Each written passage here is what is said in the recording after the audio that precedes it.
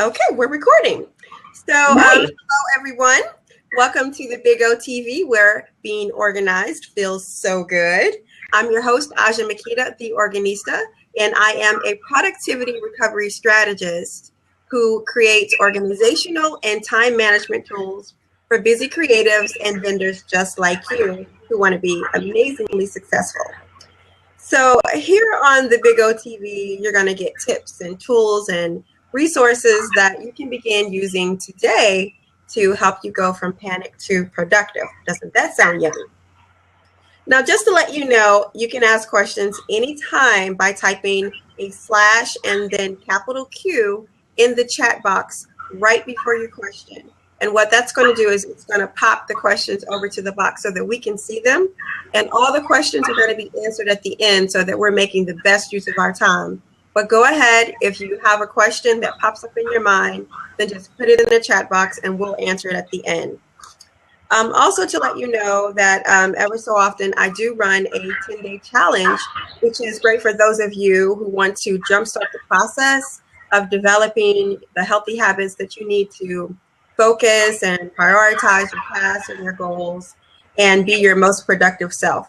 And you can sign up at thebigochallenge.com, which I've put over in the box for you to click on that link.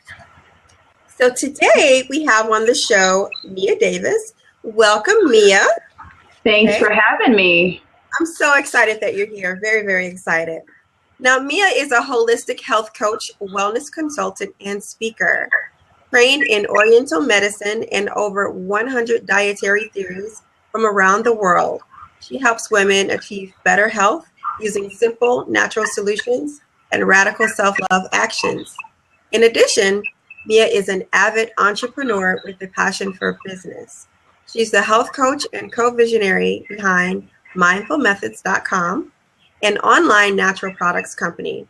When she's not helping women reach their healthiest potential, she's assisting others in bringing their creative business ideas into reality. Welcome, welcome, welcome. Thanks for having me. I'm happy to be here. I'm just really excited that you're here. I know that you have a plethora of ideas and just your background alone in the many areas of passions that you have. So being here is just going to be the most amazing thing for the audience here. I'm just so happy that you're here. Thanks for having me. I hope that, I can give them some value tonight for sure. Definitely. So let's just jump right on into questions, Mia.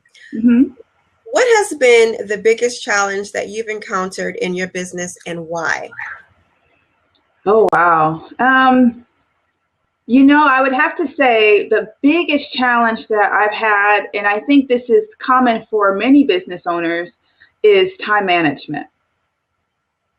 Being able to organize time. And you would think coming out of grad school and starting my own business that I would still have that time management down, but it's very different from, what I used to do for school and really trying to manage my time within the business that I work from home. It presents many challenges that are different from, that grad school life that I was used to. So being able to manage my time and get the most value out of that time has been the biggest challenge. And I think that there can be a lot of business owners out there that'll agree with me on that. Oh, definitely so. I think I'm one of them. So, yes. Now, why do you think this is your biggest challenge?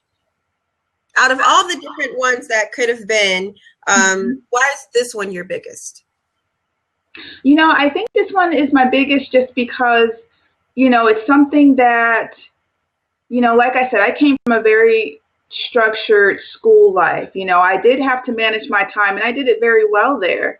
But it was very rigorous because I knew that I had to be at, cadaver lab at a certain time. And then I only had, 10 minutes to eat lunch. And then I had to be somewhere else in a different location. Whereas now, I work from home. And so the challenges from home are things that were really unexpected when I transitioned from grad school to working straight in my own business.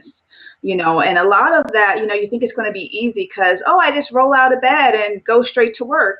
I'm like, well, no, I could do the laundry. I have the dog there that's looking at me and, errands to run. And there are so many other distractions that you have to face when you're, first building a business and you're learning how to manage your time within that. And also when you are an entrepreneur or solopreneur who's really working everything from home rather than a structured business setting. So that's why. Yeah, I too have really suffered from the lack of time management in my business as well, because I have kids and I homeschool now, and also have a cat looking at me in the morning too, like you have a dog. So it gets really, it's like, okay, do I do this first? Do I do that? And so having a structure that you can use that is really built upon your personal life has really been really great for me. So definitely understand that one. Now, what did you do to overcome your obstacle? Well, I have to say, before I overcame that obstacle, I bumped my head so many different times, and I say that because I don't want business owners and people who are starting business to get discouraged that, they have to be able to have a good, they're going to get it right the first time. That's not necessarily true. And it was definitely, not true for me coming out. I really did have to see what worked for me within my own home, within my own business structure. So with mindful methods, it was kind of savvy just to take the mindful approach to that. And if anyone knows about mindfulness is basically paying attention on purpose, taking things that you do in everyday life and becoming more aware of it. That way you can really be objective and really observe, how do you feel in this moment? Is this an energy drainer for you? Is this something that, makes you feel good? Or is this something that you really, begrudge and really hate doing? It really opens you up to make a connection with your business. So I had to, and I have notes here, just to keep everything in line because I have a lot of good tips to share. But I had to really, get clear on where my time was being distributed.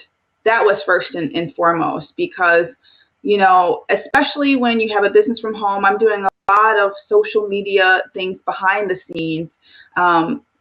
In addition to being the health coach for Mindful Methods, I also do a lot of the management behind the scenes. So I had to manage my time between, getting new clients, seeing old clients, doing, package runs, emails, inventory, all of that. So I had to really see where was I spending the most time, where I could really spend more time, doing more things, and where was I wasting time. That was a big key for me. I had to really find out where was I wasting that time.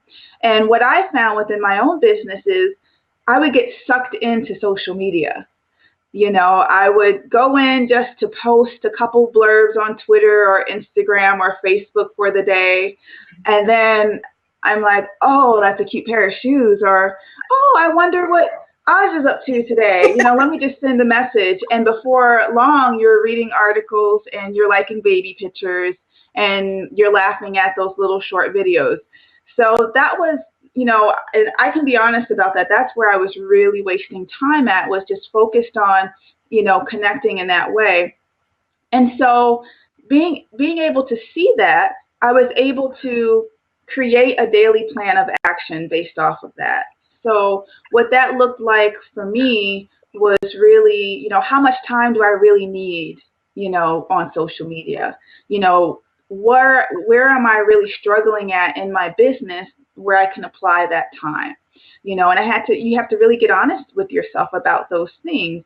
And once I was honest with myself, no shade or no shame involved, just, okay, Mia, this is what you're doing.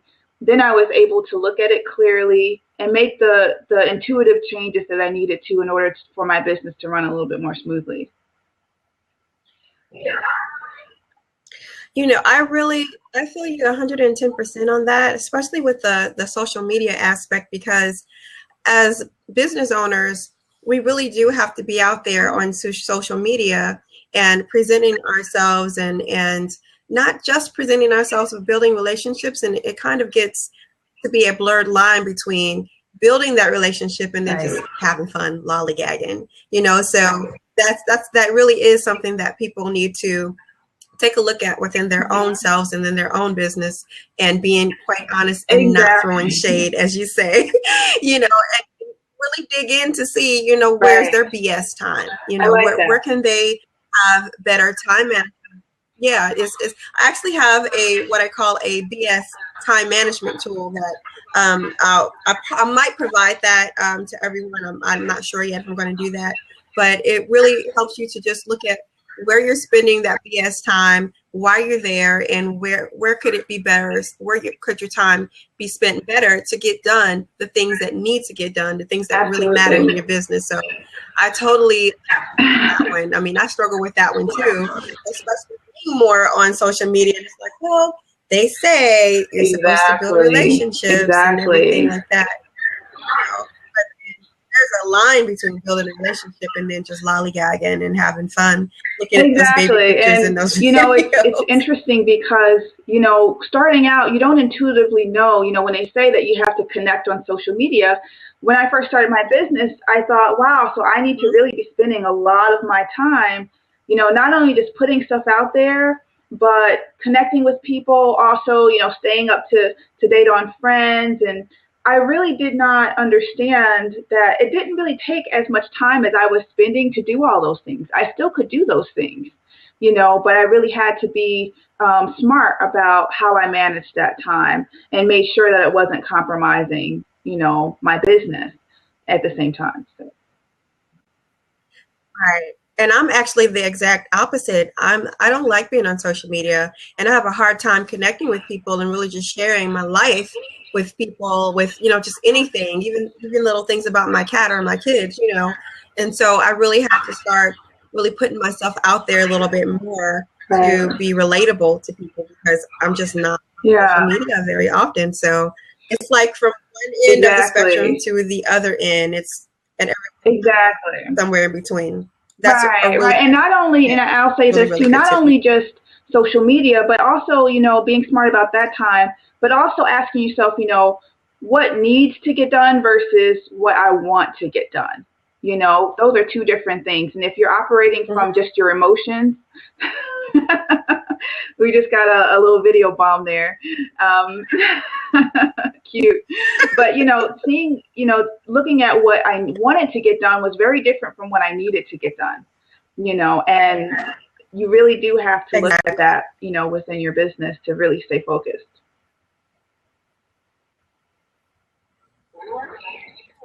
One more again, keep it walking. Yes, exactly. So give us some advice for the people who struggle with the same issue that you have, time management and such.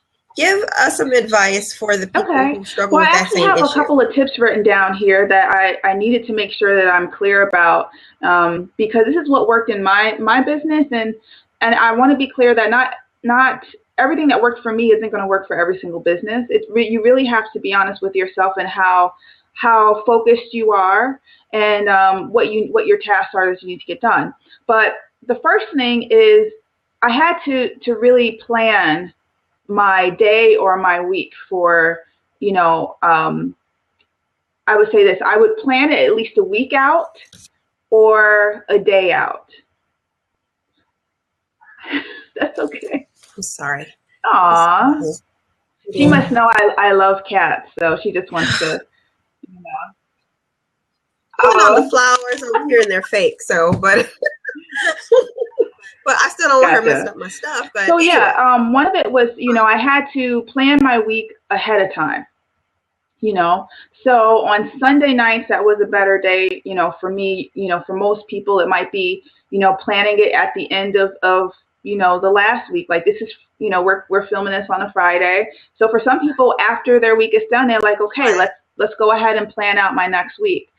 So I would do that, and then I typically would review it the night before, every day the night before to see what changes needed to be made, what I was able to get done the first day, what needed to be, kind of crossed over to the next day.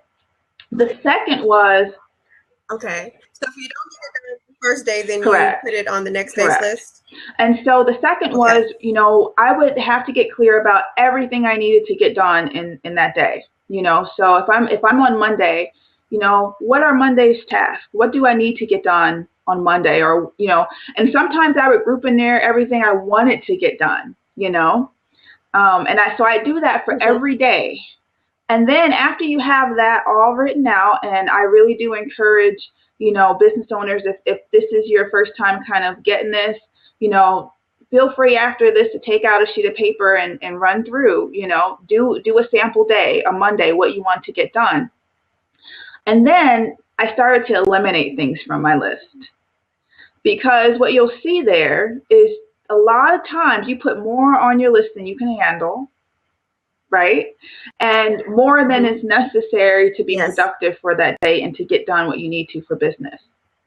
Now, that's not to say that you're going to have days where you're going to have more things to do than others, but, this is a way of really prioritizing that and seeing, what really needs to get done. And after you've done this, week after week and whatnot, you'll start to get a flow of what really needs to happen versus what you really just want to happen. Okay.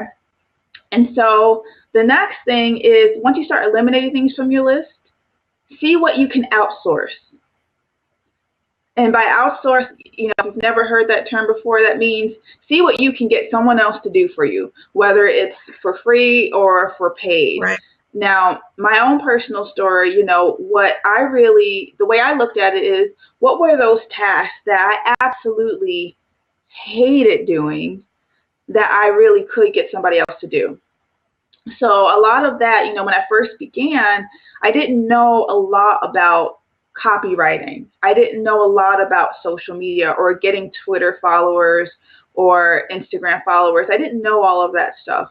So I had to outsource someone to really help me to do that, to be able to build that, to write some copy for me. And once they started doing that, I started to, to see that, wow, this is easier. This lightened my load so much, because as women, and right now we have a boom of women entrepreneurs that are starting businesses each and every day. So I'm talking directly to you.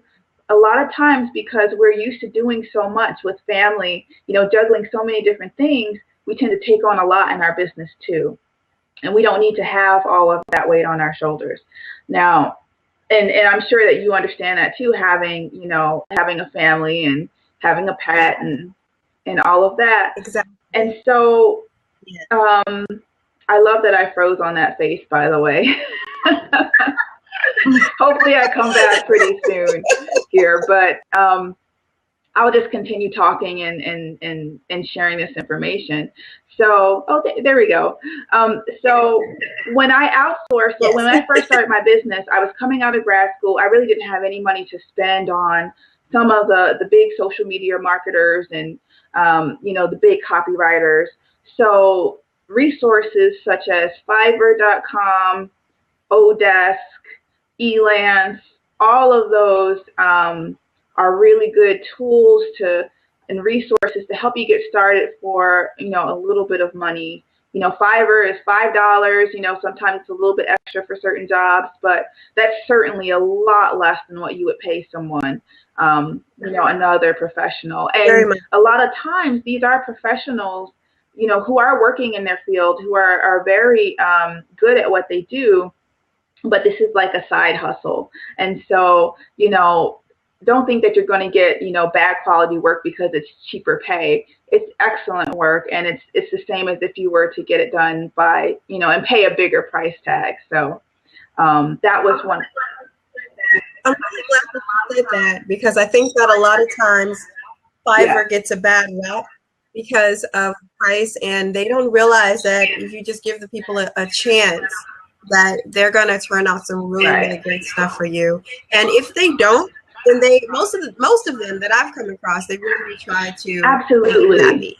So they're just like you and I, trying to put out their best and give their best, right. And they're just like exactly. So the next is see what's left on that list after you've gone through, and you've seen, you've kind of chopped off the things that you just want to do or that you can outsource.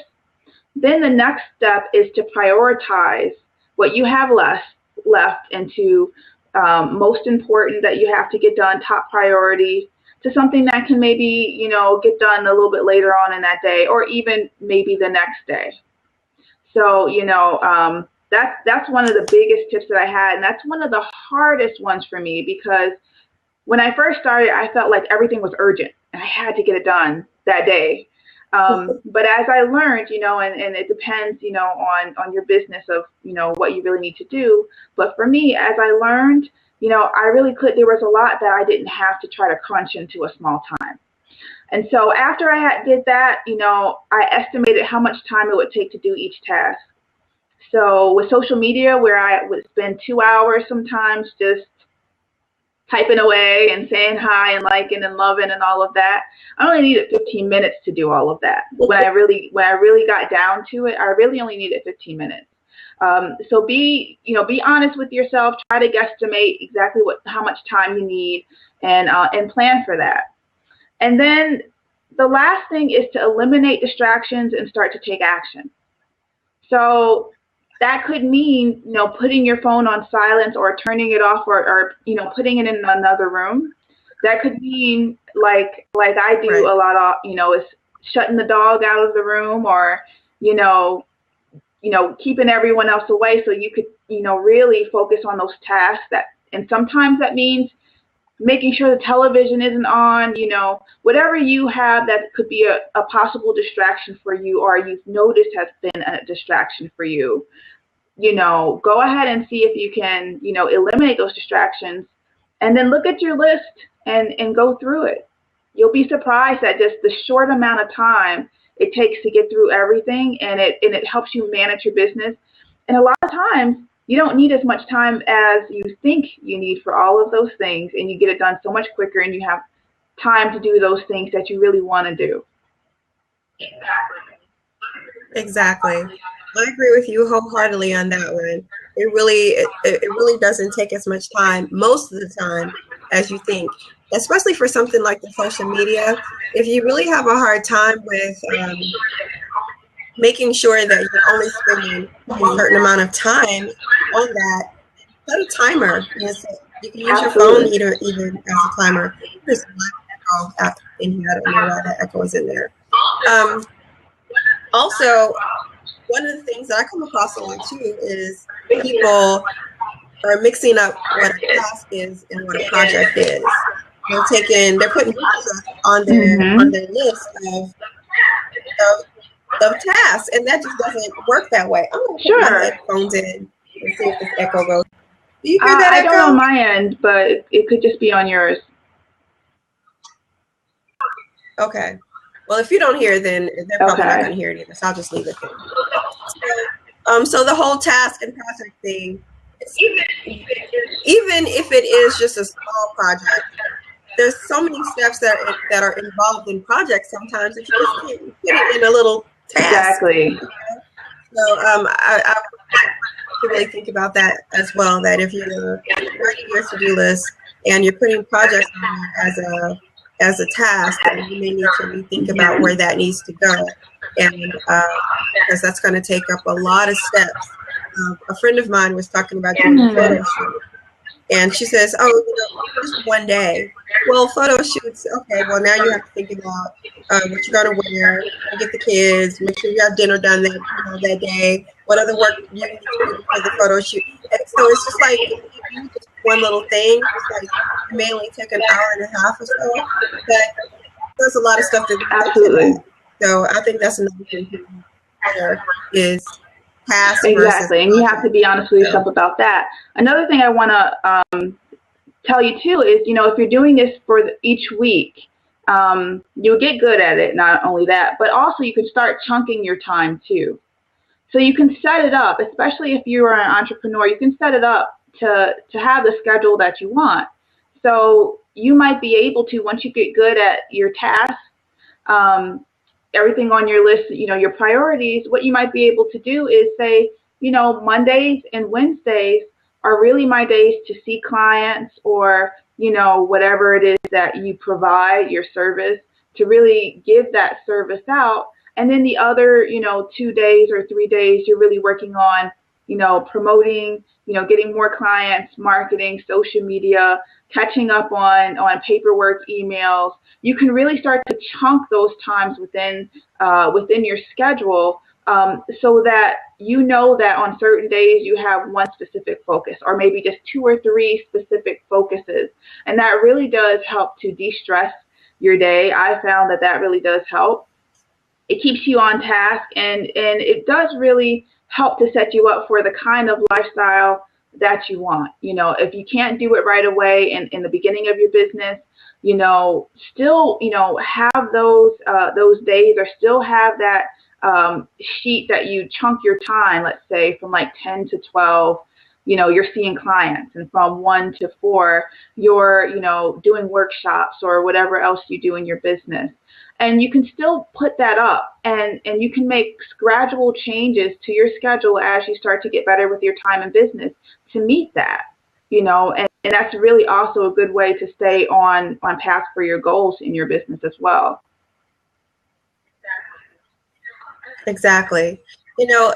Another thing too with that is a lot of times we as new business owners, there's a lot of what you don't hear about on the back end, that the bigger people, they're where they want to be, and they've got their schedules, and they can do things from off to Hawaii and everything. A lot of times we don't think about the extra work that we have to put in too as new business owners, that our schedules are going to be a little bit different. But at the same time, though, like you were saying, this is you being honest with yourself, to be able to plan your schedule around your lifestyle, not plan your lifestyle around your schedule. I mean, that's one of the reasons. Right, for that time, owners, right? That time freedom, for sure. Exactly. But keeping in mind that we probably do have to work a little bit harder on someone who's already where we want to be, but also keeping in mind that there's a balance there of really planning your schedule according to your lifestyle. Don't let your schedule rule your life. Okay. So the next question is, if you could go back to you at the start of your business, what would you say to yourself? Oh, wow. I'd probably give myself a strong drink first and say, relax. I'm kidding, but I would tell myself to relax. I would tell myself not to worry about the many failures, because that's only just the path to your success. You're going to have them, and when I first started, I got so discouraged with that. I got so discouraged. I thought, oh, my business is going to fail, and maybe I'm not cut out for this. But, if you look at any successful business owner, anybody, and ask them how many times they failed, they probably can't count it on their fingers. And I think that's what sets true business owners and entrepreneurs apart, is that you don't give up. You're passionate about your dream, and you keep at it. And when you do fail, you learn from that, and you apply that to your next attempt in a way that helps you grow and evolve as a business person. So that's something that I would tell myself. And the other thing I would say is don't worry about being perfect. Right? Oh, we worry too much about. Oh my God. Yeah. Now, I thought your number 1 was like amazing, but your number 2 is like everything. I mean, everything. There was, I had a coach named Kim Flynn. I know I've talked about her like a gazillion times. All my friends are hear me saying, Kim Flynn. But she used to say, Done is better than perfect. And it really I'm going to give you props on that one, because done is better than perfect. Yes, and that actually, I would say, to make that your mantra. When you sit down to start a project, make that your mantra. And I say that because, I'm just going to say, as a student, when I was growing up, I was a straight A student.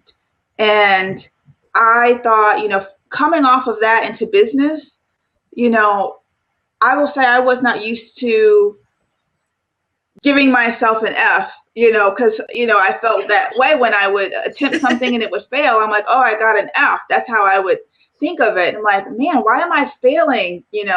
Now it's because I was trying to be so perfect, about everything. I had, having my website perfect before I can go and talk to clients, or having all of my social media pages done before I can even think about moving on to something else in my business. And it's like, your main reason for business is not only because it's something you love, but it's something that's going to give you financial freedom. And that should be your main focus when you wake up in the morning is, am I still doing my purpose? And what can I do today to create financial freedom for myself, but also, to give value to whoever you're serving, if that's, the business that you're in. How do I give value? Those are 3 really, really amazing questions that you can ask every morning to get clear. So I would tell myself, don't try to be perfect at everything. You're going to fail, like we just talked about, and you're going to succeed. And you have to be able to smile through all of that, pick yourself up and say, okay, what did I learn? How can I apply it? And not shame yourself for not getting it right the first time. A funny story is, for me, is all the businesses that I've had over the past 5 years. When things didn't go so right, I just was like, oh, well, and then I would go into the next thing. And it didn't hit me to maybe about a year and a half later, or actually a year and a half ago, that, oh, I actually kind of really messed all this stuff up. Because I could just go on and on and on. It didn't work this way, then I would go on to the next thing, and it didn't work that way. And I really didn't let it get me down, but that was because I wasn't thinking about it, honestly, until, just like I said, about a year and a half ago, it was just like, oh, wow, I failed. I didn't realize that. But now I see that all the things that I called failed were, amazing learning opportunities. Now I know don't do that. Now I know I should do this. Now I know that, well, that's the wrong way to go. Well, and then having a mantra, that's something that I can work with, and then keeping on focus and on track with what my goal is every month, every day, every month. So it's just a learning process, and people get so upset about that when they fail, but it's just, they're going to look back and it's going to just be like, oh, okay, well, I know now exactly. What not to and I would do. say this, because I bumped my head around so many times. I can't even tell you. I could probably write a book about all of my failures in business over the last 4 years. But because head bumpers. Exactly. Let's go ahead and trademark that. But because I bumped my head around so much, I feel like I'm able to give great advice to others in regards to starting a business, or even just to counsel them on when they're having those tough times. Because, like you said, when you look back at it, it's not going to seem, like such a failure. You're not going to have that embarrassment. It's going to be, a great moment for you. And like Oprah says, those moments are going to lead to some of your best aha moments, in your business. And and being able to pass that on to somebody else. Doesn't it make you feel good? We all need that wisdom, and it's good to come from a place where someone who has been there, and who's willing to share that information with you. It's valuable. Exactly. Very, very valuable. That's all it is you learning how to give value to somebody else. Yes. So, okay. So the next question is, thank you. Now we all have that quirky little thing about us that we have going on within ourselves. So tell everybody something quirky about you that nobody else knows. Oh man, those who really know me, they know my quirks. They know all your quirkiness. I mean, I don't hide it. You know, I'm holding back from my quirkiness right now, just because we're on this. We're on Blab here, but you know, I feel like, you know, I've always been a quirky person, but I don't know if this is really a quirk, but something that not a lot of people know about me is that I used to be a dog trainer. And you know, before I got into holistic medicine and acupuncture and all of that, helping women and helping people, you know, I was on the fast track to becoming a veterinarian. But while I was, you know, doing that, I was certified and I was training dogs and leading puppy obedience and, you know, reading all the dog behavior books and dog nutrition and so, yeah, you know, I could start a business and be a dog trainer, you know.